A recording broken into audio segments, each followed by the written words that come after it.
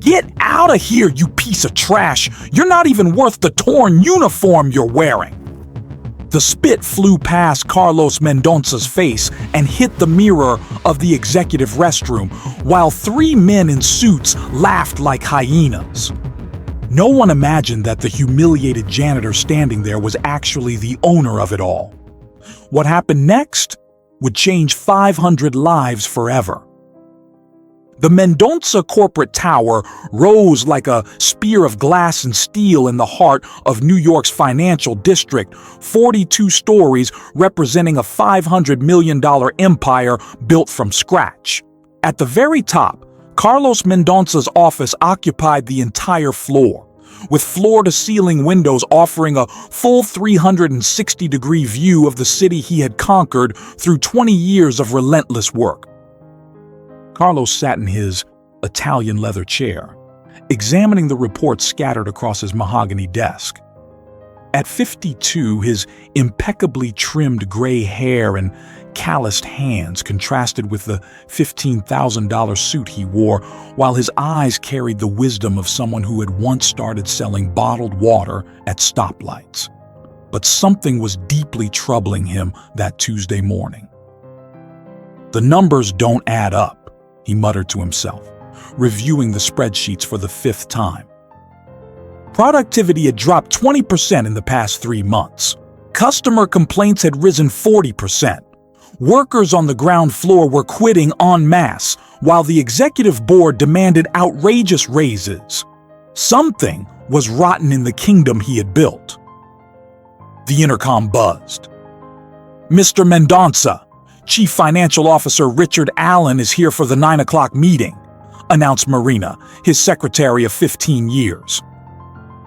"Send him in," Carlos replied, already preparing the test that would change everything. Richard strutted in like a peacock, Italian shoes echoing on the marble floor, a gold Rolex gleaming under the natural light. He was 38. Held an MBA from Harvard paid for by the company, and carried an arrogance that grew in proportion to his $80,000 monthly salary. "Carlos, we need to talk about cuts," Richard began without even a greeting. "The cleaning staff is costing us a fortune. I suggest outsourcing everything and saving 40%. 40% means cutting the wages of people who already earn very little," Carlos observed calmly. Richard laughed. "So what? Those people have no skills anyway. If they don't want to earn so little, they should have gone to school. Natural selection, my friend." Carlos felt his blood boil but kept his composure. "And the executive team? Any cuts there?" "You must be joking." "We're the brains of this company. In fact, I came here to request a 30% raise for my department. The market's hot. We don't want to lose talent." Talent? Carlos almost laughed at the irony. After Richard left, he stood staring down at the city below. Millions of people working honestly, while his executives treated employees like disposable numbers. That was when he made the decision that would change everything. He picked up the phone and dialed a number he kept only in memory. "Maurice? It's Carlos. I need that favor you owe me." "Yes, that one. I want a complete transformation, unrecognizable." Maurice Stanton was a professional film makeup artist, a master of disguise. He owed Carlos an immense debt since Carlos had once saved his company from bankruptcy years before. "When do you want to start?" "Tomorrow. I'll disappear for 2 weeks. Officially, I'll be on a business trip to Europe, but in reality, I'm going to find out who's really working in my company." The next day, at 4 a.m, Carlos was in Maurice's studio being transformed. Prosthetics on his nose, age spots on his hands, a stooped posture, worn but clean clothes. When he looked in the mirror, he saw Joseph Silva, 65 years old, a janitor looking for work. "Perfect," he said in the hoarse voice he had practiced. Not even my own mother would recognize me. At 6 a.m., Joseph Silva knocked on the back entrance of the Mendonça Tower. The cleaning supervisor, Peter Fisher, an honest 50-year-old man, received him with suspicion. Documents? Carlos handed over the forged papers Maurice had prepared. I really need this job, sir. I've got a grandson to raise. Peter examined the papers. Experience? 30 years cleaning offices, sir. I know how to do my job without bothering anyone. The pay is $1,800. You work from 6 to 3 with a 1-hour lunch break. If you accept, you start now. I'll take it, sir. Thank you for the opportunity. Peter handed him a faded blue uniform with the company logo. Put this on and meet me in the lobby in 10 minutes. I'll show you your section. In the cramped basement locker room, Carlos put on the uniform that smelled of cheap disinfectant. Other janitors changed in silence, faces weary from waking up at 4 in the morning just to make it to work. A woman in her 60s noticed him. "First day, son?" she asked with a motherly voice. "Yes, ma'am. I'm Mrs. Mary. I've been working here for 20 years. If you need anything, come to me. But here's some advice. Stay invisible. The less they notice you, the better." "Why, Mrs. Mary?" She lowered her voice. "Some of the executives here treat us worse than garbage, especially the ones on the 20th floor. They're the worst." 20th floor. Exactly where Richard Allen's finance department was located.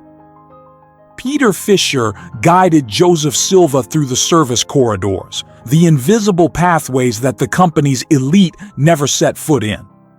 The contrast was brutal. While the main areas displayed Italian marble and artwork worth fortunes, the service hallways had peeling walls, flickering lights, and the lingering smell of mold mixed with cheap cleaning products. Carlos had never seen this side of his own company, and shame began to weigh in his chest like a stone. "Your main area will be from the 18th to the 22nd floor," Peter explained as they walked. "But today, since it's your first day, you'll stay on the 20th. I need someone experienced there because the executives threw a party last night and left a disaster. Imported beer spilled on carpet worth $50,000 per square yard, food thrown all over the place. You know how these rich folks are." Carlos didn't know. Or rather, he thought he knew, but he was realizing he had no idea about the reality inside his own company. When they reached the 20th floor by the service elevator, a cramped metal box that groaned ominously with every move, the scene they found was devastating. The main conference room looked like it had been hit by a hurricane. Empty bottles of French champagne worth $2,000 each were scattered across the glass table. Leftovers of an expensive sushi buffet decorated the floor, and in one corner there was even what looked like vomit, poorly covered with linen napkins. "Good Lord." Mrs. Mary appeared beside them, pushing her cleaning cart. "These animals did worse than last time, and to think just last week I found cocaine in the executive bathroom." Peter sighed heavily. "Clean it all up and keep quiet, Mary. You know we can't complain. Joseph, you'll help Mrs. Mary here. Make this place shine before 9 when they arrive, and remember, you're invisible. Don't talk to anyone in the office. Don't make eye contact. Don't exist." Alone in the wrecked conference room, Carlos and Mrs. Mary began the degrading work. While he scrubbed dried vomit from the expensive carpet, the older woman wiped the tables with the automatic motions of someone who had done it thousands of times. "Do you know how much last night's party cost?" she whispered, as if the walls had ears. "I heard Richard Allen talking on the phone. $80,000. $80,000! That's what I make in 4 years of work." Carlos felt bile rise in his throat. and it wasn't just from the nauseating smell coming off the carpet. Richard had used the corporate card for that party. Company money wasted while he suggested cutting janitors' wages. Rage began to boil inside him, but he held it in. He needed to see more, to find out just how deep the rot went. At 8:45, just as they were finishing up, the doors of the main elevator opened with a soft ding. Richard Allen stepped out, accompanied by two other directors, Luke Taylor from Legal and Frank Sanders from Human Resources. The three of them were laughing loudly, clearly still under the effects of the previous night's hangover. When they spotted the janitors, their expressions immediately shifted to one of thinly veiled disgust. "Still here?" Richard snarled. "You should have disappeared half an hour ago. We don't pay you to get in our way." Mrs. Mary bowed her head submissively. "Sorry, Mr. Richard, we're almost done." "Mr. Richard," Frank Sanders chuckled mockingly. "I love when this lowly bunch tries to be polite, as if titles mean anything coming from their mouths." He stepped closer to Carlos, who was pretending to clean a non-existent stain on the floor. "And you, Grandpa, aren't you a little too old to be working? Why don't you just retire and stop draining the company's resources?" Carlos kept his head down, his hands trembling, not from fear but from restrained fury. "I need to work, sir. I have a family to support." "Family?" Luke Taylor chimed in, adjusting his $1,000 silk tie. "That's always the excuse. They had their whole lives to prepare, and now they want us to pity them. Natural selection, my dear Joseph Silva." He had read Carlos's worn-out badge. "The strong prosper, the weak clean up our mess." Richard glanced at his Rolex and made a theatrical grimace. "Damn, the meeting with the Japanese investors is in 20 minutes. "Frank, did you bring those cooked numbers I asked for?" "Cooked is a harsh word," Frank laughed. "I prefer to call them creatively adjusted. I boosted profit projections by 40% and hid the quarterly losses under operating costs. They'll eat it up." Carlos nearly dropped the bucket of water. They were discussing accounting fraud openly, as if janitors were pieces of furniture without ears. Their arrogance had completely blinded their sense of self-preservation. He exchanged a quick glance with Mrs. Mary, who had also heard everything but kept the neutral expression of someone who had learned to survive by being invisible. "Perfect," Richard clapped his hands. "With that $50 million investment, we can funnel at least 5 into our offshore accounts. Old Carlos will never find out. He trusts me blindly." Old Carlos. The contempt in Richard's voice when he spoke his name was the last straw. Carlos squeezed the rag so hard that his knuckles turned white. But it still wasn't time. He needed solid evidence, needed to see how far the conspiracy reached. "Speak of the devil," Luke pointed at his phone screen. "Carlos just texted saying the trip's been extended for another week. Problems with European suppliers." "Even better," Richard rubbed his hands together like a fly. "More time to implement our plan." "Frank, have you spoken with the other directors?" 7 out of 12 are with us. We promised them a 50% raise once we take control. The other 5 are too loyal to Carlos, but we can force them out later. Take control. Carlos finally understood. It wasn't just corruption and embezzlement. It was a full corporate coup. His own directors, people he had promoted, trained, trusted, were plotting to steal his company. "Hey, you two!" Richard suddenly shouted at the janitors. "Still snooping around? Get out before I dock your pay!" Mrs. Mary tugged on Carlos's arm. "Come on, Joseph, it's not worth it." They left, pushing their cleaning carts, but as soon as they stepped into the service elevator, Mrs. Mary whispered, "You heard what they said?"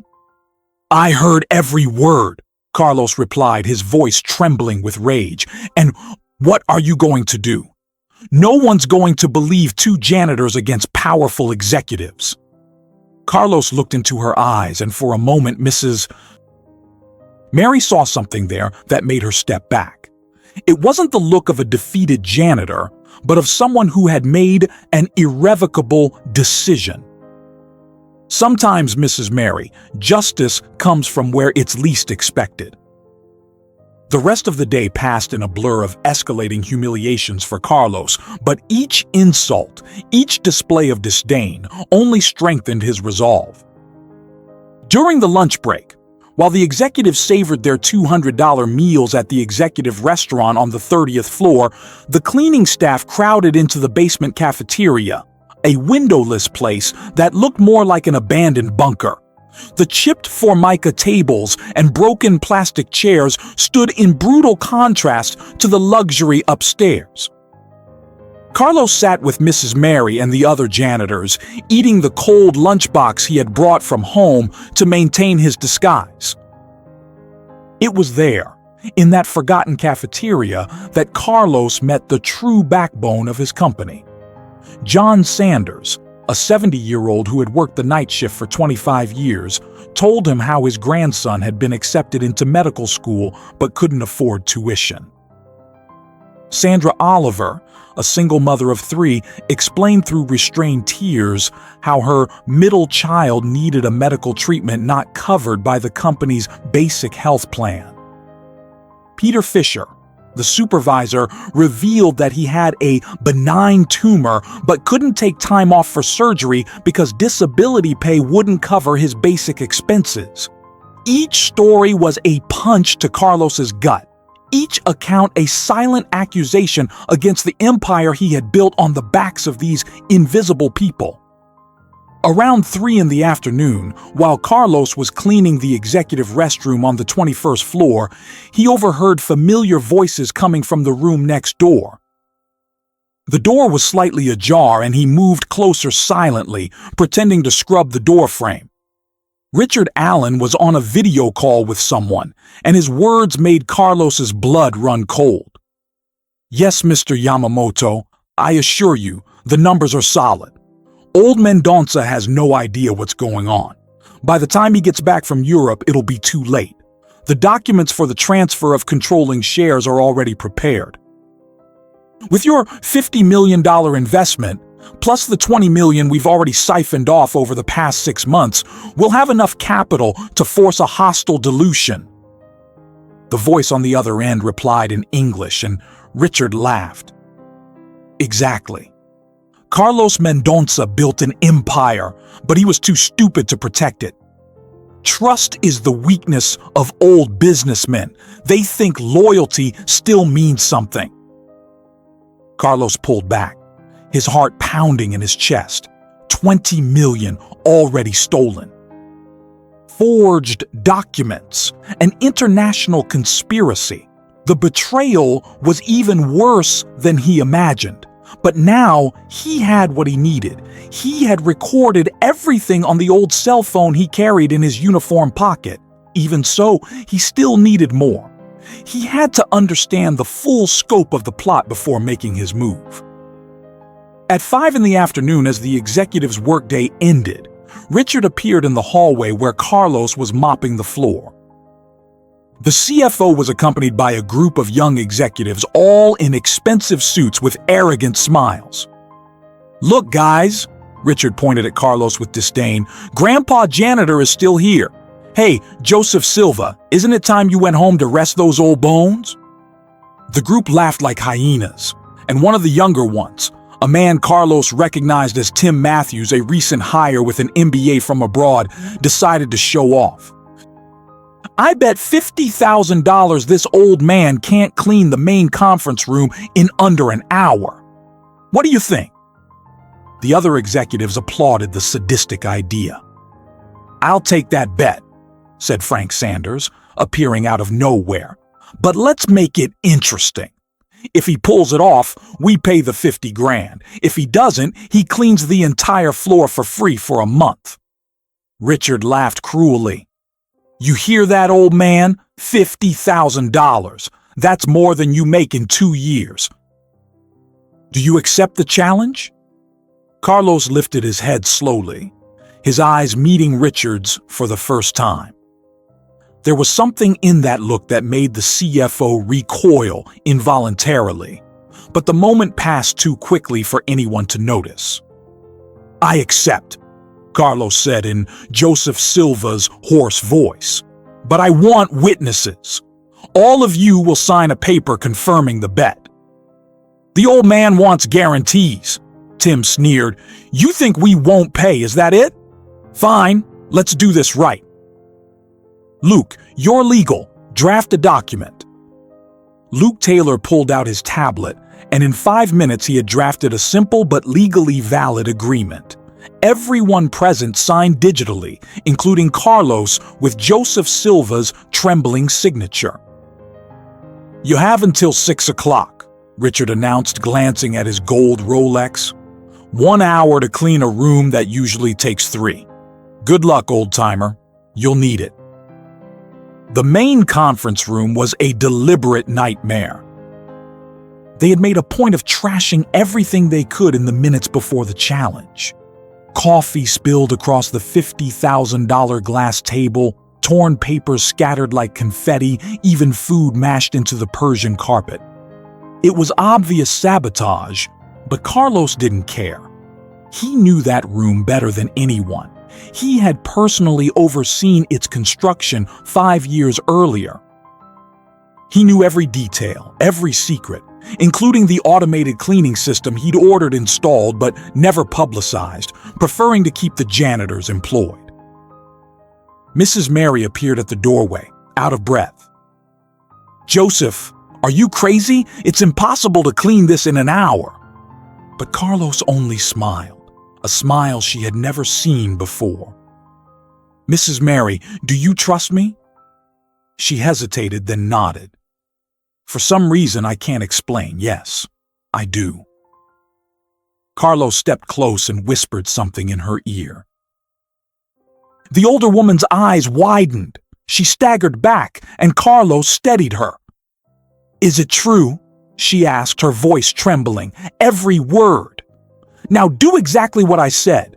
Go to my office on the 42nd floor, use the service elevator, enter through the back door. The code is 0312. In the safe behind the Georgia O'Keeffe painting, you'll find a manila envelope. Bring it here, and don't let anyone see you.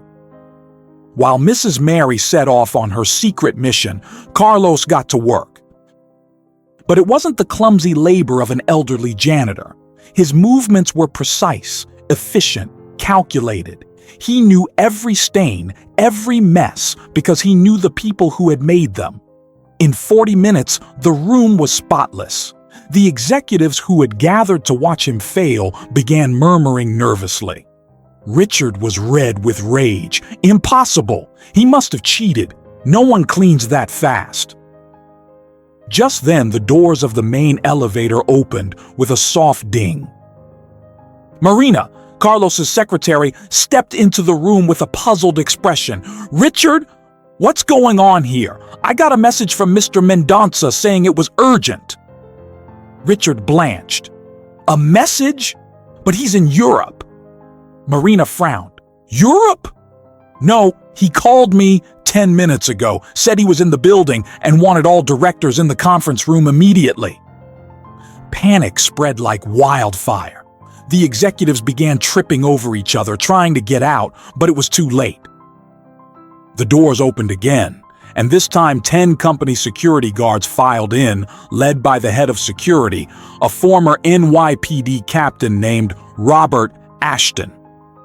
Gentlemen, he announced in a firm voice, by order of Mr. Carlos Mendonça, you are all being detained for investigation of corporate fraud. This is absurd, Richard shouted. Carlos is in Europe. Who's giving these orders? That was when Carlos, still dressed as Joseph Silva, walked slowly to the center of the room. With deliberate movements, he began removing the prosthetics from his face. First the fake nose, then the age spots. He straightened his posture, rising to his full height. The silence that followed was so deep you could hear the hum of the central air. "Good afternoon, gentlemen," Carlos said in his natural voice, each word dropping like a hammer blow. "I believe you owe me $50,000. Richard Allen collapsed to his knees, his face white as paper. Frank Sanders tried to run, but was stopped by security. Luke Taylor began to cry, begging for forgiveness. Tim Matthews vomited on the spot, terror shredding his facade of the invincible young executive. The others simply froze like pillars of salt, witnessing the destruction of their careers in real time. $20 million, Carlos continued, his voice echoing through the room. That's how much you siphoned off over the last 6 months. I have all the evidence right here. He raised the manila envelope that Mrs. Mary had brought. Transfers to offshore accounts, fake invoices, padded contracts. But the worst thing wasn't the money you stole. It was the soul you sold. It was the humanity you threw away. It was the contempt with which you treated hard-working, honest people who support their families with dignity while you squandered fortunes on parties and cocaine. Continues with 600 more words to complete the 2,000 of Act Through. Carlos walked to the window, looking out at the city below as he continued his devastating revelation. For 2 weeks, I lived as Joseph Silva, a janitor. I saw the rotten underbelly of the company I built. I discovered that while you were pocketing million-dollar bonuses, Mrs. Mary couldn't afford arthritis medication. I learned that John Sanders, who's cleaned your offices for 25 years, has a brilliant grandson who can't attend medical school because he can't afford tuition. I learned that Peter Fisher, the cleaning supervisor, has a tumor that could be easily removed, but he can't take time off because disability pay won't cover his basic expenses. He turned, his eyes burning with righteous fury. But most of all, I discovered you planned to betray me, to take my company, the company I built with these hands. He raised his calloused hands, selling water at traffic lights before any of you were even in the game. Richard, you were my protege. I saw potential in you when you were just an ambitious intern. I paid for your MBA at Harvard. I was the best man at your wedding. And this is your gratitude? Conspiring with Japanese investors to dilute my shares? Richard tried to speak, but only a pitiful moan escaped his throat. Carlos pressed on, relentless. Frank, you were a nobody when I found you. I gave you a chance when no one else would. Luke, I defended you when you were accused of misconduct at your previous job. I believed in your innocence, and all of you banded together to stab me in the back. Marina entered the room again, this time accompanied by reporters from 3 major newspapers and 2 TV networks. Mr. Mendonça, she announced, the press is here as you requested. Carlos nodded. Perfect. I want the whole world to see this. Let it be a lesson. He turned to the cameras that were already rolling. My name is Carlos Mendonça, and I have an announcement to make. Effective immediately, the following executives are terminated for cause: Richard Allen, Frank Sanders, Luke Taylor, Tim Matthews. The list went on, 12 names in all, each one a stake through the heart of corporate corruption. But the story doesn't end here, Carlos continued, now addressing both the cameras and the cleaning staff who had gathered at the door, drawn by the commotion. I'm creating the Mendonça Social Justice Fund, with an initial contribution of $100 million, the amount equivalent to what these white-collar criminals stole and squandered. This fund will pay for John Sanders' grandson to attend medical school. It will cover Peter Fisher's surgery and guarantee his full salary during recovery. It will provide comprehensive medical treatment for Sandra Oliver's child. and it will establish a $5,000 monthly minimum for all cleaning, maintenance, and general services employees in the company. Mrs. Mary began to cry, her tears washing away decades of silent humiliation. John Sanders steadied himself against the wall, his legs buckling with emotion. Peter Fisher hugged Carlos, unconcerned with cameras or corporate protocol. It was a moment of raw humanity, of justice finally served, of dignity restored. And as for you, Carlos turned to the fired executives who were now being handcuffed by federal agents who had just arrived. In addition to the criminal charges you'll face, each of you is being personally sued for the emotional damages inflicted on this company's employees. The $50,000 from the bet? That will be the first payment. Marina, prepare the checks. I want Mrs. Mary to receive hers now. The check was filled out right there in front of everyone and placed in Mrs. Mary's trembling hands. $50,000, more money than she had ever seen in her life.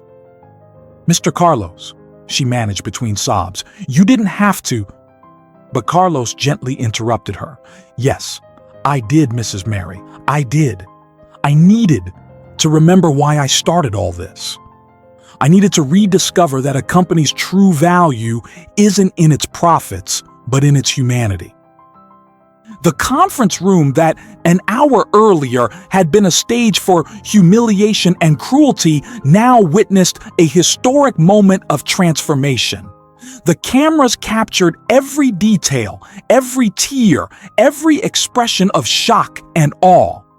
The story would go viral in a matter of hours, becoming a global symbol of corporate justice and social responsibility. But for Carlos, in that moment, none of that mattered. What mattered were the hopeful faces of the workers who had finally been seen, heard, valued. What mattered was the lesson branded in fire and iron. Power without humanity is merely disguised tyranny, and a man's true greatness is measured not by what he amasses, but by what he shares. 6 months had passed since that day, which entered American corporate history as the Day of the Turnaround. The Mendonça Tower still rose majestically over the New York skyline, but something fundamental had changed in its essence. It wasn't just the visible physical renovations. The old basement cafeteria had been transformed into a modern, airy space overlooking an indoor garden. The service corridors were completely renewed, and a full medical center was installed on the 3rd floor to provide free care to all employees. The real change ran deeper, pulsing through the hallways like new blood in old veins, transforming the corporate culture from the inside out. Carlos Mendonça was in his office on the 42nd floor, but he wasn't alone the way he used to be. Mrs. Mary sat comfortably in one of the leather armchairs, sipping coffee from a fine porcelain cup while reviewing reports. She had been promoted to General Supervisor of Employee Quality and Well-Being, a position created specifically for someone who understood workers' real needs. Mr. Carlos, she said, adjusting the new glasses she'd bought with her $12,000 monthly salary. Sandra's son made it through surgery successfully. The doctors say he'll be fully recovered in 3 months. Carlos smiled, the genuine smile he had rediscovered over the past few months. Excellent news, Mrs. Mary. And how's John's grandson doing in college? Top of his class, she replied with pride, as if speaking of her own grandson. The kid has a brilliant future. He said that when he graduates, the first thing he'll do is volunteer 1 day a week in underserved communities. That was the kind of ripple effect Carlos had dreamed of when he created the Social Justice Fund. It wasn't just about money. It was about inspiring a new generation to think differently, to value people over profits, humanity over hierarchy. Peter Fisher walked into the office without knocking, something unthinkable 6 months earlier. He had fully recovered from surgery and now served as Chief Operating Officer, overseeing all building logistics. "Carlos, I just left the meeting with the new Japanese investors. They're impressed with our numbers. Productivity is up 40%. Turnover has dropped to nearly zero, and the most impressive part, our net profit grew 25% even with all the investment in benefits." Carlos nodded, unsurprised. "It's what I always say, Peter. Happy, valued employees produce more and better. It's simple math that greed refuses to see." The intercom buzzed and Marina announced, "Mr. Mendonça, there's someone here asking to speak with you. He says it's urgent. His name is Richard Allen." Silence fell over the room like a heavy curtain. Mrs. Mary and Peter exchanged tense glances. Carlos took a deep breath. "You can send him in, Marina." The door opened, and Richard Allen walked in. But he was only a shadow of the arrogant man from 6 months earlier. He had lost at least 45 pounds. The hair that once sat perfectly in place was now disheveled, and the designer suit had been replaced by simple clothes from a discount store. His eyes, once full of ambition and disdain, now carried the weight of humiliation and regret.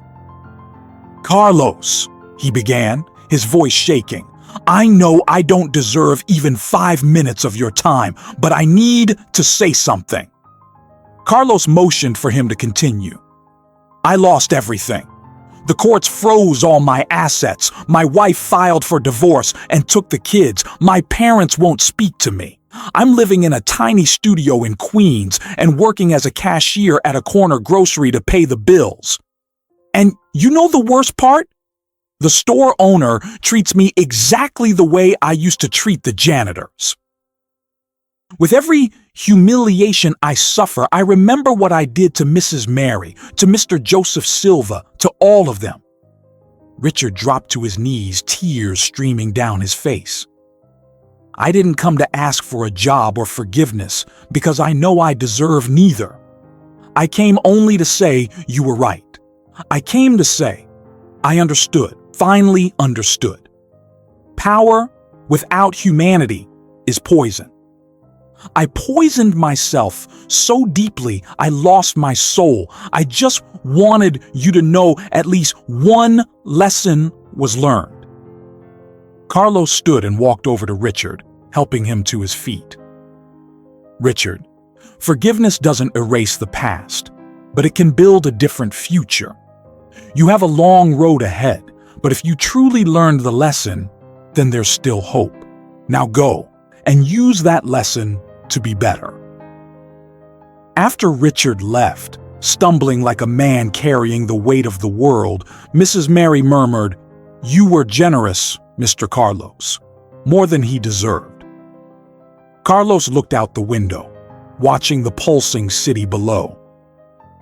"Everyone deserves a second chance, Mrs. Mary. I got mine when I was a kid, selling bottled water at a stoplight, and a business owner stopped to talk to me, told me I had potential, gave me my first job. If it weren't for that second chance, I wouldn't be here." Carlos's phone rang. It was a video call from John Sanders, live from his grandson's medical school graduation. The screen showed the young man holding his diploma, tears of joy running down the proud grandfather's face. "Mr. Carlos, look at this. Dr. Michael Sanders, the first doctor in the family. And he already has a position at a public hospital, but he's also going to see patients at the clinic you built in the neighborhood." Carlos felt his eyes well up. This moment of pure joy and real transformation was worth more than every million in his bank account. Marina entered the office with a tablet in hand. "Mr. Mendonça, the results of the annual Employee Satisfaction Survey just came in. For the third year in a row, we were named the best company to work for in the United States. And there's more. Forbes wants to do a cover story on the Mendoza Revolution, what they're calling our human-centered management model. Carlos shook his head. Tell them I'll only accept if the story includes testimonies from frontline employees. Without Mrs. Mary, John, Peter, and all the others, there's no revolution at all. At the end of that day, as the sun set and painted the sky orange and purple, Carlos rode down to the lobby in the service elevator, the very same one that had creaked ominously when he was Joseph Silva. The elevator had been completely refurbished, but Carlos insisted on keeping a bronze plaque that read, "This elevator carries invisible heroes who build empires with their working hands." In the lobby, he met the night shift cleaning crew arriving for work. He greeted each person by name, asked about their families, their dreams, their plans. They were no longer invisible. They never would be again. As he walked home, turning down the private driver and choosing to feel the city under his feet, Carlos reflected on the journey of the past 3 years since that fateful day. The company had tripled in value, but that was only a footnote to a far greater transformation. Hundreds of young people from underserved communities had received scholarships through the fund. Dozens of families had climbed above the poverty line thanks to new wages and benefits. A wave of change had swept across corporate America, with other companies being pushed by their own employees to adopt the Mendoza model. But the greatest transformation had been within himself. Carlos Mendoza, the millionaire who once pretended to be a janitor, had rediscovered his humanity in the most unlikely place, the dark basement of his own empire.